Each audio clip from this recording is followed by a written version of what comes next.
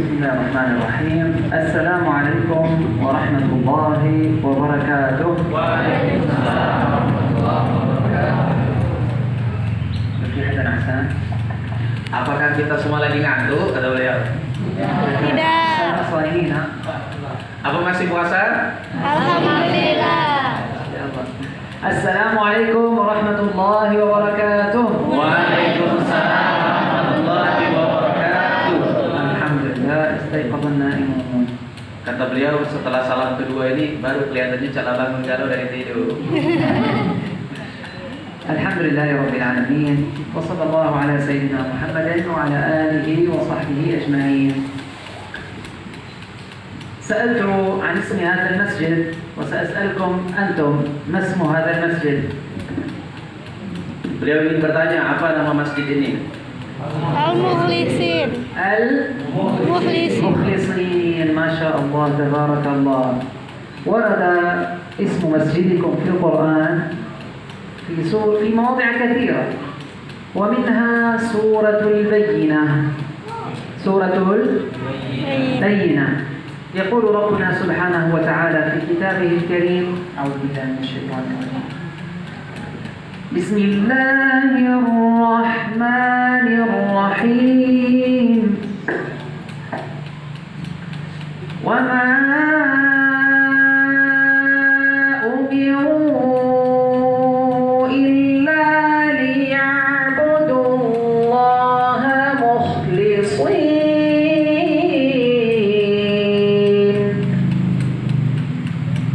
مخلصين له الدين حنفاء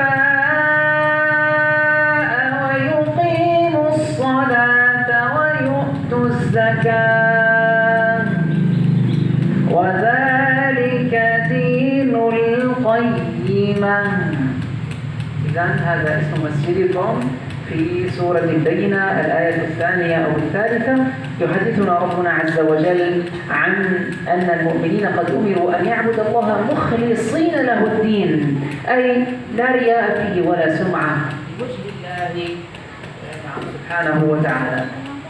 Jadi nama masjid kita ini tercantum dalam surat Al-Bayyinah ayat 2 dan ayat 3. Di sana menggambarkan bahwa kita ini kalau beribadah kepada Allah Subhanahu wa taala harus ikhlas. Ya. Menegakkan agama ini harus ikhlas. Ya. Jadi tidak boleh setengah-setengah atau mengarah amri, karena memang ikhlas itu adalah level tertinggi ibadah ya. Seorang Islam, kalau Muslim itu level di KTP.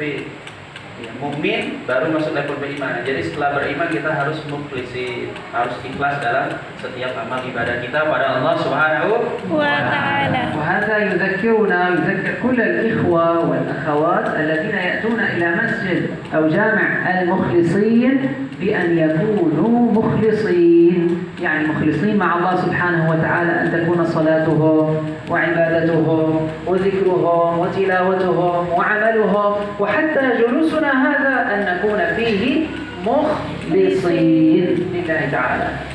Apapun yang kita lakukan, terutama untuk beribadah kepada Allah Subhanahu wa taala, salat kita, ibadah-ibadah kita, dan kita ada di masjid ini mengingatkan kita. Masjid ini namanya Mukhlisin, mengingatkan kita bahwa kita lagi-lagi semua ibadah kita harus ikhlas kepada Allah Subhanahu wa taala. Jangan sampai ibadah-ibadah ini menjadi beban bagi kita. Jadi ibadah kepada Allah Subhanahu wa taala harus ikhlas.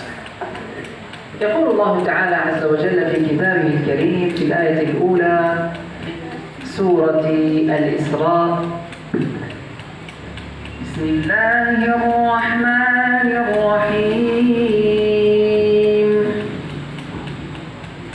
سبحان الذي أسرى بعبده ليلا من المسجد الحرام إلى المسجد الأقصى من المسجد الحرام إلى المسجد الأقصى الذي باركنا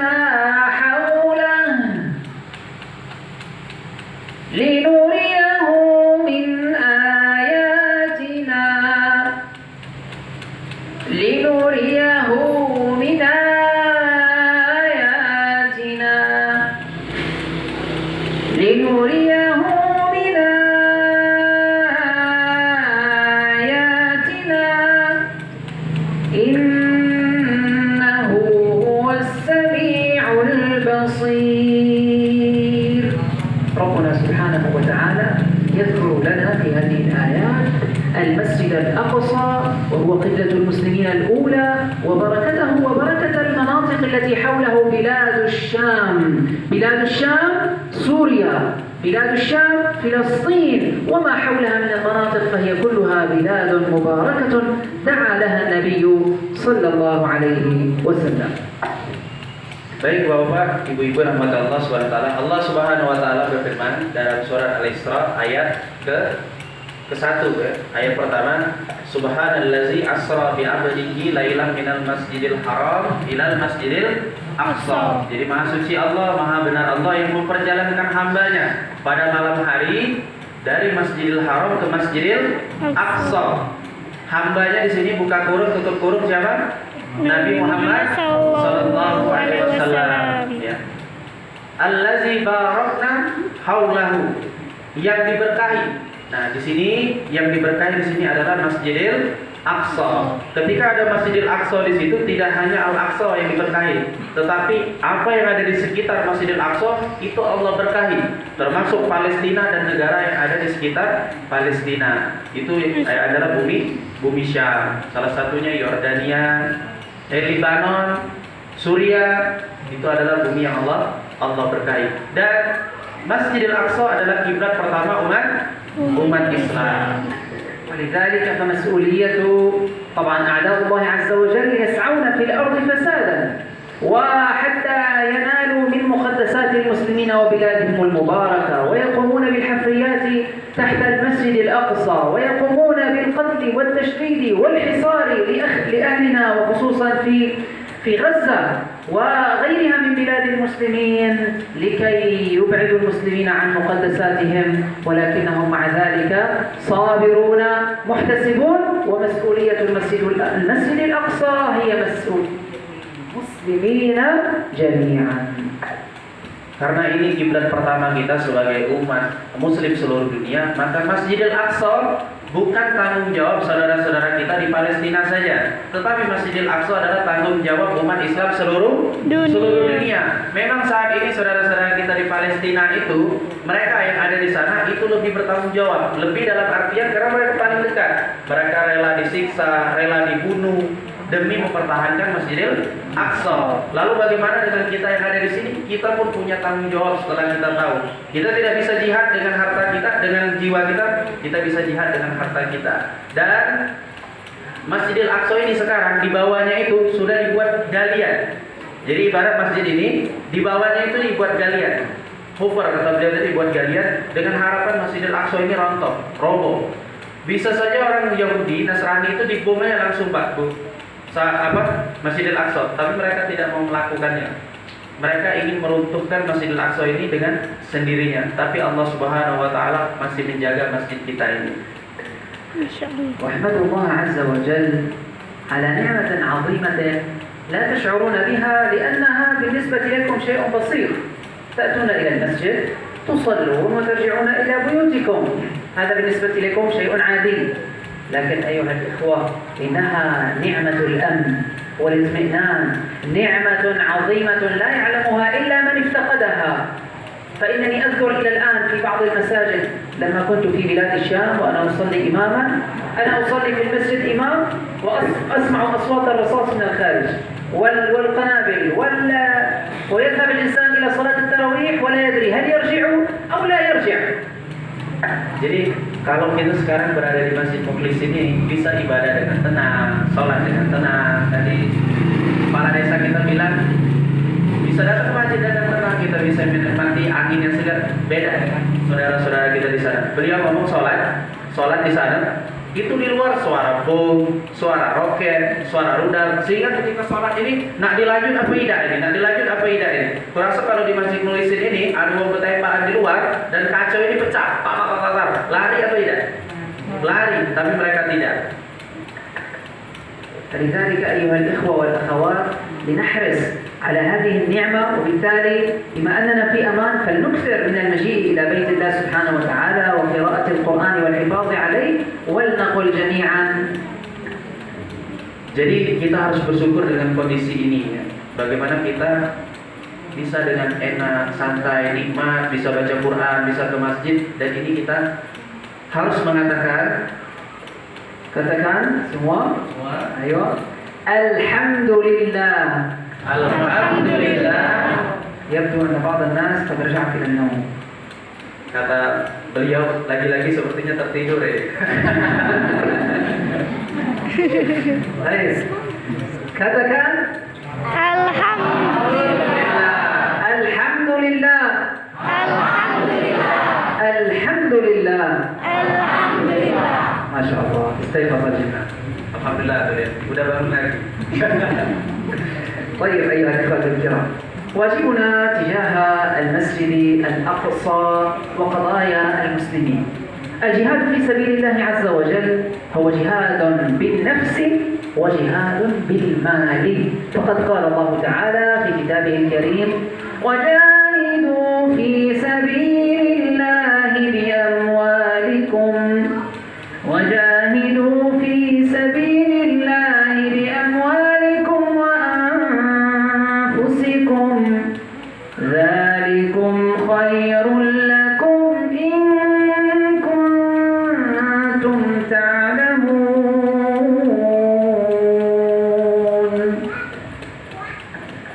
Jadi saudara-saudara kita yang ada di Palestina itu, kalau mereka jihad dengan diri mereka, maka bagaimana dengan kita yang tidak bisa jihad dengan diri kita sendiri? Maka kata Allah, kita bisa jihad dengan harta kita, dengan amwal kita. Bagaimana caranya? Ya kita bantu mereka dengan harta kita. Bahkan saudara-saudara kita di Palestina itu, mereka bersumpah dengan diri sendiri, kalaupun Allah takdirkan kami harus makan pasir di sini, tidak ada bantuan lagi ya kepada kami akan tetap menjaga Masjidil Aqsa ini. Jadi itu apabila kita mengetahui ya, ikutum ta'lamun, apabila kita mengetahui. Jadi kalau kita hanya berpikir bahwa jihad itu harus mengangkat senjata, tidak. Tapi kata Allah, kita bisa jihad dengan harta kita. فلنحرص على الإنفاق في سبيل الله، وخصوصا ونحن في شهر رمضان، ونحن في العشر الأواخر منه. هذا الشهر شهر العبادات، الطاعات، شهر فيه ليلة القدر، وشهر الإنفاق في سبيل الله سبحانه وتعالى. Jadi apalagi sekarang kita berada di bulan suci Ramadan dan bertepatan dengan 10 terakhir Ramadan, maka gencarkan infak kita di jalan Allah Subhanahu wa taala. ولقد كان رسول الله صلى الله عليه وسلم عندما نذكر اسم النبي صلى الله عليه وسلم، Nah, beliau minta ketika beliau menyebutkan nama Nabi Muhammad SAW, kita diminta kuat-kuat suaranya menyebutkan sama-sama Sallallahu Alaihi Wasallam.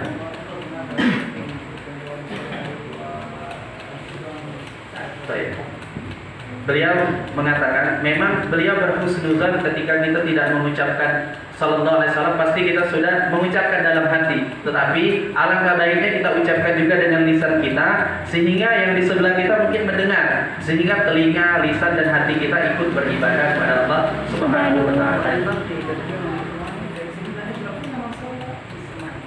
Baik.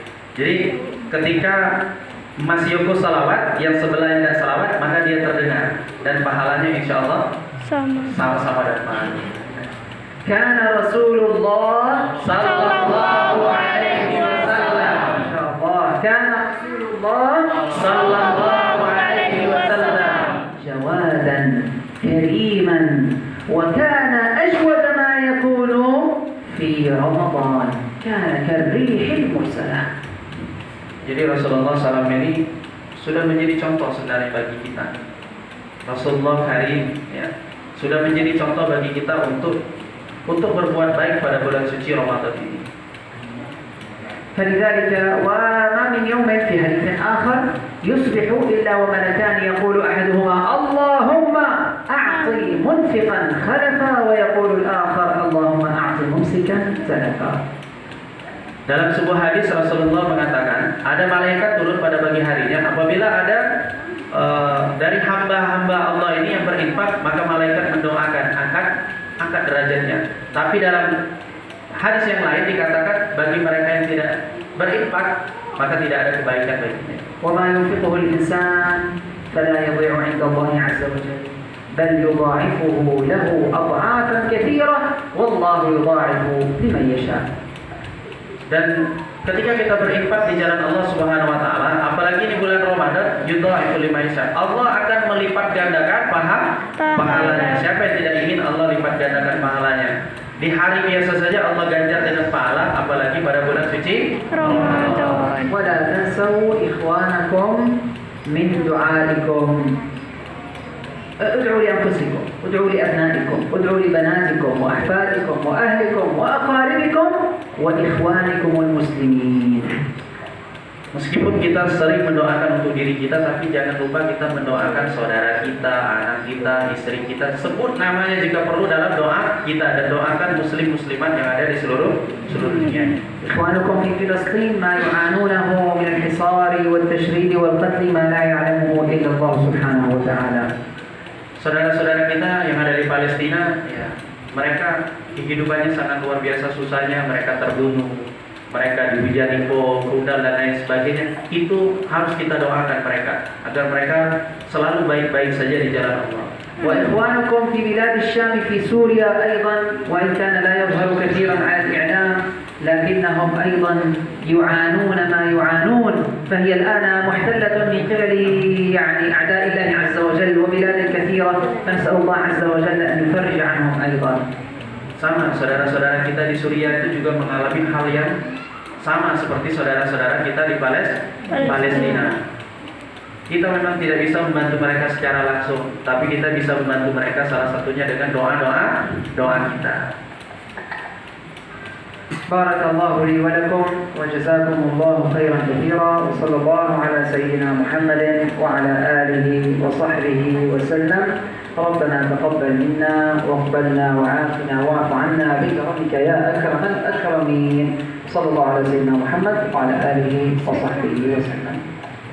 Keberkahan bagi kita semua. Beliau mengucapkan terima kasih banyak atas kesempatan ini.